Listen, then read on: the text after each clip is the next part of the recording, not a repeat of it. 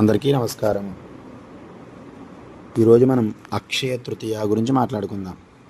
కృతయుగం ఆరంభం అయిన రోజు కూడా వైశాఖ శుద్ధ తదియ రోజున అని విష్ణు పురాణంలో ఉంది. నిరుపేద అయిన కుచేలుడిని శ్రీకృష్ణుడు అనుగ్రహించిన రోజు అక్షయ తృతీయ. ఆ విధంగా అక్షయ తృతీయ ఈ రోజుతో కుచేలుడు దారిద్ర్యం తీరిపోయి సంపన్నుడయ్యాడు.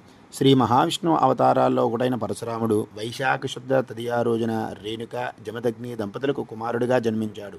పవిత్ర గంగా నది భూమిని తాకిన పర్వదినం కూడా అక్షయ తృతీయయే. వ్యాస మహర్షి మహాభారతం వినాయకుడి సహాయంతో రాయడం మొదలుపెట్టిన రోజు అక్షయ తృతీయ. అరణ్యవాసంలో ఉన్న పాండవులకు సూర్యుడు అక్షయ పాత్ర ఇచ్చిన రోజు అక్షయ తృతీయ రోజే. కుబేరుడు సమస్త సంపదలకు సంరక్షకునిగా నియమితుడయ్యింది ఈ రోజే. కటిక దారిద్ర్యం అనుభవిస్తున్న ఓ పేదరాలి ఇంటికి భిక్షకు వెళ్ళిన జగద్గురు ఆదిశంకరాచార్యులు కనకదార స్తోత్రం పఠించి ఆ ఇంటిని బంగారంతో నింపేసిన రోజు కూడా ఈ అక్షయ తృతీయయే. ఒడిశాలో పూరి రథయాత్ర సంబరాల కోసం రథం నిర్మాణాన్ని అక్షయ తృతీయ రోజే ప్రారంభిస్తారు. బృందావనంలో బంకే బిహారీ ఆలయంలో కొలువైన శ్రీకృష్ణుని పాదాలు దర్శించుకునే అవకాశం అక్షయ తృతీయ రోజు మాత్రమే దక్కుతుంది. సింహాచలం క్షేత్రంలో అప్పన్న నిజరూప దర్శనం చందనోత్సవం ప్రారంభమయ్యే రోజు అక్షయ తృతీయ రోజే. అన్నపూర్ణాదేవి తన అవతారాన్ని స్వీకరించిన దినం, ద్రౌపదిని శ్రీకృష్ణుడు దుశ్శనుడు బారి నుండి కాపాడిన దినం అక్షయ తృతీయయే.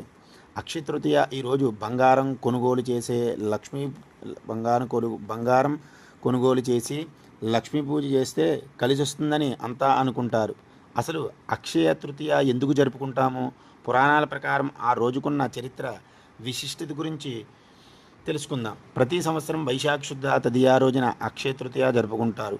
హిందువులకు, జైనులకు ఈ పండుగ చాలా ప్రత్యేకం.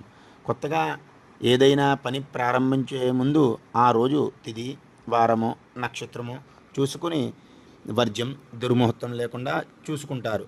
అమృత గడియల్లో తప్పనిసరిగా చూసుకుంటారు. అయితే అక్షయ తృతీయ రోజు ఇవేమీ చూసుకోవాల్సిన అవసరం లేదు.